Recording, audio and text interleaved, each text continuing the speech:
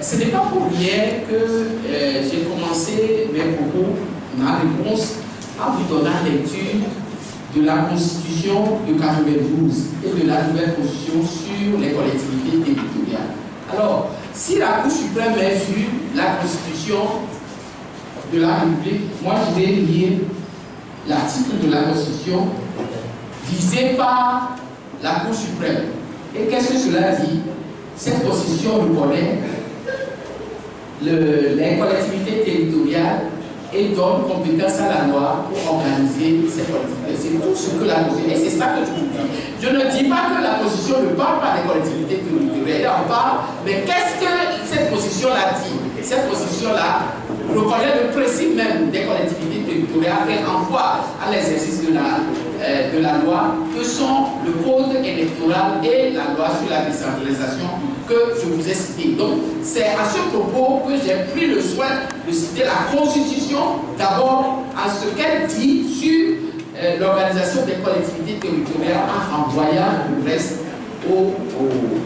Je n'ignore pas que c'est le code électoral qui organise les élections législatives, locales, sénatoriales, et tout ce que je le sais très bien. Mais ici, vous avez posé la question en ce qui concerne les collectivités territoriales, et je prends dans la Constitution et dans les lois de la République ce qui concerne ce code électoral-là, qui ne fait pas opposition à ce que tous ceux qui répondent à l'article 275 de ce code électoral puissent participer à des élections et à des élections municipales. Et donc c'est la réponse à la question que je vous ai donnée. Bon, vous avez demandé comment se porte l'ANC. L'ANC se porte très bien. Je ne sais pas si vous étiez à la réunion de la semaine dernière, samedi dernier, vous aurez pu constater par vous-même comment l'ANC se porte par rapport à, depuis quand nous avons commencé ces rencontres-là de 2 semaines et autres, et quelle était l'affluence et le comportement de nos militants à la dernière rencontre que nous avons organisée ici même dans ce siège. Je dirais que l'ANC se porte très bien. Vous savez, l'ANC, nous ne l'avons pas fondée en ignorant qu'en cours de route, nous pouvons avoir des déceptions, des défaillances et autres. De la même manière que des gens quittent l'ANC pour peut-être le fait de ne plus être en conformité avec les idéaux, avec la ligne du parti. De cette même manière, d'autres personnes aussi viennent. Et ça, personne n'en parle jamais.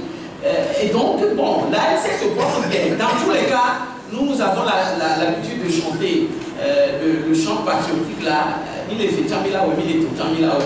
Mais nous, pour pouvoir garder l'affluence, si on peut parler ainsi, et à l'ANC, nous ne sommes pas du tout décidés à garder dans nos rangs des gens qui ne respectent pas la ligne politique tracée par la majorité des structures, des membres de l'ANC qui siègent dans les structures légales du parti, notamment le bureau national et autres structures du parti. Et donc, c'est vrai que laisser l'ANC à la dérive et à la pagaille ne lui permettrait pas d'assumer favorablement et à bon escient le devoir que l'ANC s'est elle-même assignée.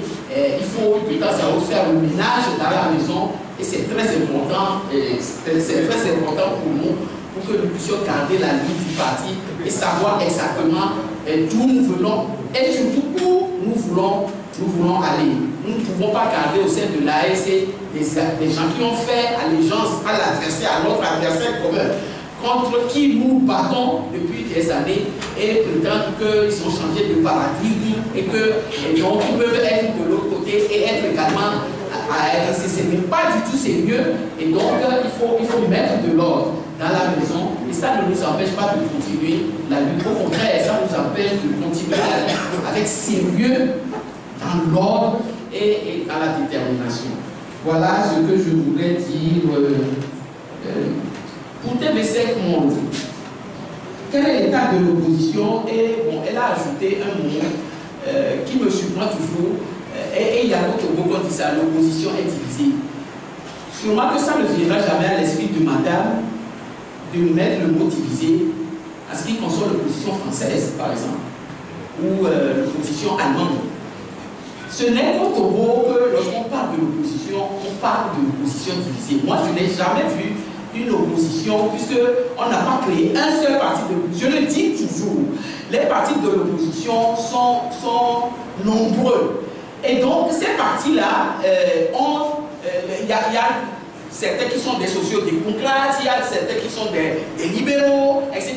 Et donc, sur le principe même de notre choix politique, d'ordre politique, nous sommes déjà divisés. Si le mot divisé doit aller avec l'opposition, nous le sommes déjà. Et donc, sur le point de voir les choses appréhendées, notre ligne politique est également divisée. Nous sommes dans un système multipartite. Et donc, moi, je ne vois pas en quoi ça pose problème aux gens d'avoir une opposition multiforme. Moi, je ne dirais pas divisée, hein, une opposition multiforme qui se retrouve sur des combats précis. Par exemple, on vous a dit tout à l'heure que nous avons créé la dernière fois avec les FDR et d'autres associations de la société civile un cercle de réflexion sur le fait de lutter contre cette constitution. Voilà un point sur lequel nous sommes d'accord. Ceux qui sont dans ce cercle-là, nous sommes d'accord.